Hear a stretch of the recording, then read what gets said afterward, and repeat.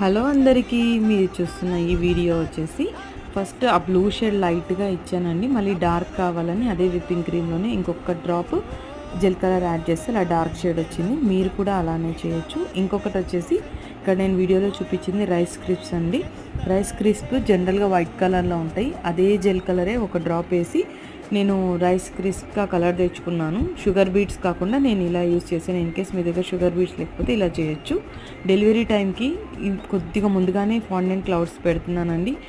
1 number వచ్చేసి నేను chocolate melt చేసి మౌల్డ్లో వేసి తీసేసాను. దాని మీద కూడా బ్లూ డాట్స్ పెట్టేశాను అనమాట. మిక్కీ మౌస్ నాన్ ఎడిబులే అనమాట. ఇందులో ఎడిబుల్, నాన్ ఎడిబుల్ ఉన్నాయండి.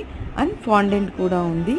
సో ఇది వచ్చేసి 8 inch tin, 4 inch tin, 1 kg, half KG, total weight 1.5 kg. White pearls stars పెట్టేసి లుక్ ఫినిష్ చేశాను. ఈ కేక్ లుక్ మీకు ఎలా అనిపించిందో కామెంట్ చేయండి. ఉంటాను, బాయ్.